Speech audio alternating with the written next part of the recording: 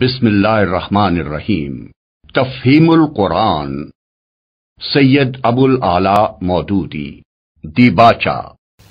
اس حصے کے اندر مولانا مودودی رحمۃ اللہ علیہ نے جو کچھ بیان کیا ہے اس سے ان افراد کے سوال کا جواب بھی ملتا ہے کہ دیگر تفاسیر کی موجودگی میں آخر تفہیم القرآن کا پڑھنا اتنا کیوں ضروری ہے۔ یہ جب دوسری تفاسیر موجود ہیں تو تفہیم القرآن میں کیا بات ہے کہ اس کو پڑھنا چاہیے۔ اس بات کو سمجھنے کے لیے آپ کو ترجمہ یعنی ٹرانسلیشن اور انٹرپریٹر یعنی ترجمانی کرنے والے کا فرق معلوم ہونا چاہیے، تو آپ کو بات سمجھ آئی۔ ترجمے سے مراد ہوتی ہے کہ کوئی کتاب، کوئی پیراگراف لکھا ہوا ہے، کوئی تحریر ہے، ایک زبان سے آپ اس کو دوسری زبان میں ترجمہ کر دیتے ہیں، اس کو کہتے ہیں ترجمہ کرنا۔ اور انٹرپریٹیشن ہوتی ہے کسی شخص کی بات کو اس کی موجودگی میں بتانا کہ وہ کیا کہہ رہا ہے۔ اس بات کو سمجھنے کے لیے آپ اس مثال پہ غور کریں۔ آپ کے گھر میں کوئی مہمان آتا ہے، وہ آپ کی زبان نہیں جانتا، آپ اس کی زبان نہیں جانتے، تو کوئی شخص جو دونوں کی زبان جانتا ہے کہ یہ کیا کہہ رہا ہے اور اس کا یہ کیا کہہ رہا ہے، تو جو ایک شخص جو زبان جانتا ہے وہ آپ کو بتاتا ہے کہ آپ کا مہمان کیا کہہ رہا ہے اور مہمان کو بتاتا ہے کہ آپ کیا کہہ رہے ہیں۔ یہ ترجمانی کہلاتا ہے۔ اس طریقے کو مولانا مودودی رحمۃ اللہ نے اختیار کیا، اسی وجہ سے وہ کہتے ہیں کہ میں نے قرآن کا ترجمہ نہیں بلکہ ترجمانی کی ہے، اور یہی بات اس پیراگراف میں انہوں نے سمجھائی ہے۔ مولانا مودودی رحمۃ اللہ علیہ نے لفظی ترجمے کے اندر کچھ چیزوں کی کمی محسوس کی تھی، وہ یہاں پہ انہوں نے بیان کی ہے اس پیراگراف کے اندر، اور بتایا ہے کہ کیا لفظی ترجمے میں ان کو کمی محسوس ہوئی تھی جس کی وجہ سے انہوں نے یہ تفسیر لکھی اور ترجمانی کا انداز کیوں اختیار کیا۔ یہ پیراگراف تفہیم القرآن کے صفحہ نمبر 6 اور 7 پر موجود ہے۔ آپ 6 اور 7 کھولیں گے تو وہاں سے اس پیراگراف کا ذکر شروع ہوتا ہے۔ چند الفاظ ترجمانی و تفہیم کے متعلق بھی۔ میں نے اس کتاب میں ترجمے کا طریقہ چھوڑ کر آزاد ترجمانی کا طریقہ اختیار کیا ہے۔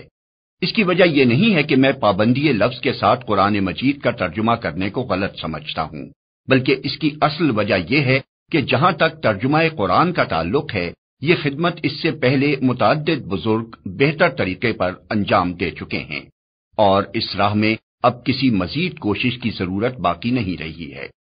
فارسی میں حضرت شاہ ولی اللہ صاحب کا ترجمہ اور اردو میں شاہ عبد القادر صاحب، شاہ رفیع الدین صاحب، مولانا محمود الحسن صاحب، مولانا اشرف علی صاحب اور حافظ فتح محمد صاحب جالندھری کے تراجم ان اغراض کو بخوبی پورا کر دیتے ہیں جن کے لیے ایک لفظی ترجمہ درکار ہوتا ہے۔ لیکن کچھ ضرورتیں ایسی ہیں جو لفظی ترجمے سے پوری نہیں ہوتی اور نہیں ہو سکتی، انہی کو میں نے ترجمانی کے ذریعے سے پورا کرنے کی کوشش کی ہے۔ لفظی ترجمے کا اصل فائدہ یہ ہے کہ آدمی کو قرآن کے ہر لفظ کا مطلب معلوم ہو جاتا ہے، اور وہ ہر آیت کے نیچے اس کا ترجمہ پڑھ کر جان لیتا ہے کہ اس آیت میں یہ کچھ فرمایا گیا ہے۔ لیکن اس فائدے کے ساتھ اس طریقے میں کئی پہلو نقص کے بھی ہیں جن کی وجہ سے ایک غیر عربی دان ناظر قرآن مجید سے اچھی طرح مستفید نہیں ہو سکتا۔ پہلی چیز جو ایک لفظی ترجمے کو پڑھتے وقت محسوس ہوتی ہے وہ روانی عبارت، زور بیان، بلاغت زبان اور تاثیر کلام کا فقدان ہے۔ قرآن کی سطروں کے نیچے آدمی کو ایک ایسی بے جان عبارت ملتی ہے جسے پڑھ کر نہ اس کی روح وجد میں آتی ہے، نہ اس کے رونگٹے کھڑے ہوتے ہیں، نہ اس کی آنکھوں سے آنسو جاری ہوتے ہیں، نہ اس کے جذبات میں کوئی طوفان برپا ہوتا ہے، نہ اسے یہ محسوس ہوتا ہے کہ کوئی چیز عقل و فکر کو تسخیر کرتی ہوئی قلب و جگر تک اترتی چلی جا رہی ہے۔ اس طرح کا کوئی تاثر رونما ہونا تو درکنار، ترجمے کو پڑھتے وقت تو بسا اوقات آدمی یہ سوچتا رہ جاتا ہے کہ کیا واقعی یہی وہ کتاب ہے جس کی نظیر لانے کے لیے دنیا بھر کو چیلنج دیا گیا تھا؟ اس کی وجہ یہ ہے کہ لفظی ترجمے کی چھلنی صرف دوا کے خشک اجزاء ہی کو اپنے اندر سے گزرنے دیتی ہے۔ رہی ادب کی وہ تیز و تند اسپرٹ جو قرآن کی اصل عبارت میں بھری ہوئی ہے، اس کا کوئی حصہ ترجمے میں شامل نہیں ہونے پاتا، وہ اس چھلنی کے اوپر ہی سے اڑ جاتی ہے۔